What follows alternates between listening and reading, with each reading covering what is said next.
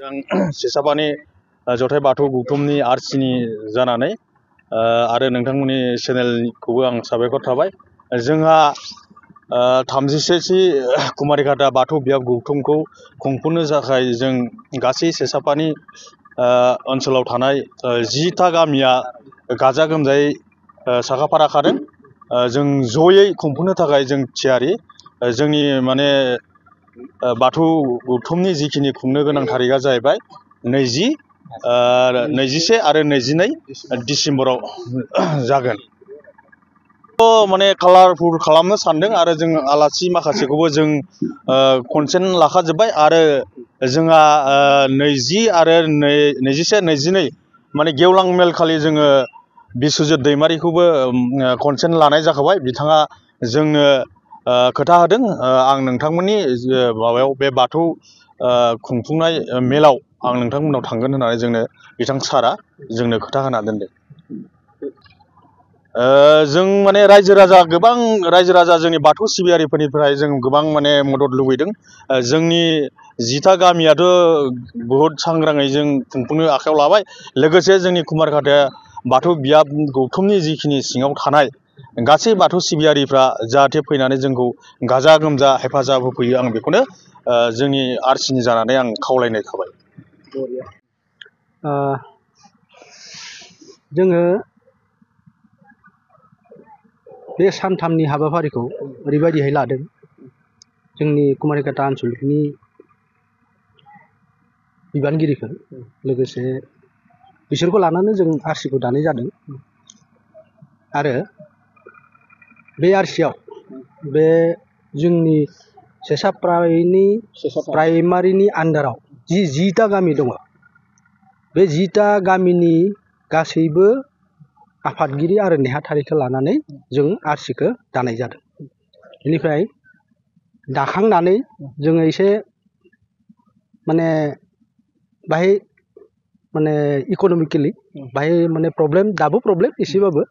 दा जोङो सुफुंनो अन्तत' जों बे 10टा गामिनि सायावनो जों हानाय बायदि सोरखौबा जों गामियारि भाषादो बुंनाय बायदि सानद्रैदो सालिनानै सोरबा माइ बिलाइ सालिबाय, सोरबा उन्दैया थालांबाय सिङाव थाबाय, एसे गिदिरा इनि सायाव थाबाय आरो बेखौबो जों सालिदों।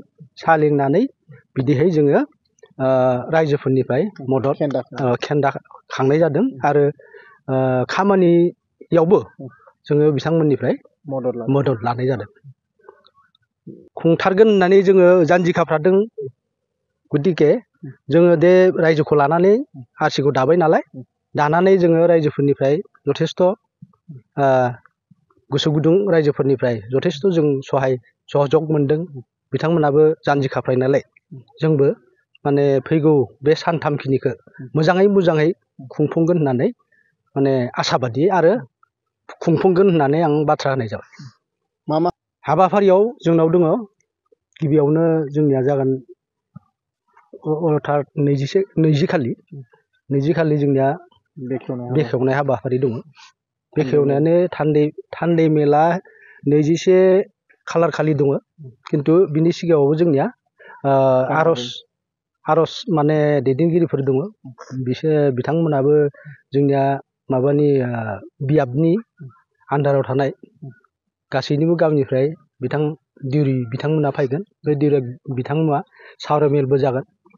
जोंनि जिथु निति नियम, बर'नि जिथु गुबै निति नियम, बेफोरखौ जों बे सावरायमेलाव बिथांमोननि गामिफोरनिफ्राय माने सुबिदा उसुबिदाखौ रायज्लायगोन।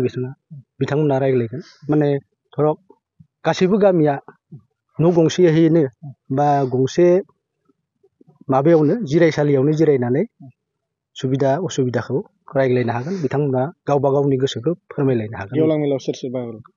गेवलां मेलाव जोङो जोंनि आसामनिनो रायजो सभानि बुंथिगिरि बिथां बिस्वजित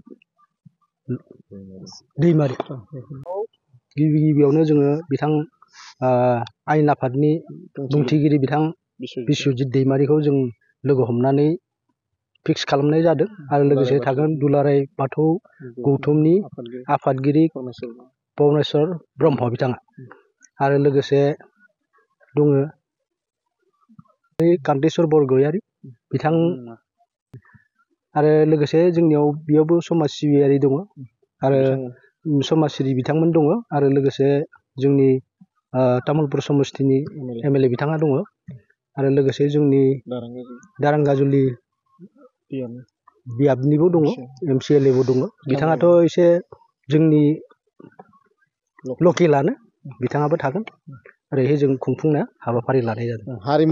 हारिमु बे बेलायाव जों जेबो भाबिनाय जायाखै आरो लानाय जानाय नङा मानो होनबा दा बियो एसे धोरोमारि कनभेनसन नालाय बिनिखाय जोङो हारिमु आयदाखौ लायाखै आरो धोरोमनि सायावल' सावरायगोन आरो जुदि गोसो गुदुं रायजोफोरा जोंनि बे 10ता गामिनि सोरबा जुदि दा गोदानै किसुमाना बिहामजो ग्रुप दादों माइबा दादों बिदि जुदि रंजानो बाजानो लुगैयोबा जोबथारनायाव एसे हागोन खिन्थु हारिमु आयदा हिसाबै जोंनियाव गैया।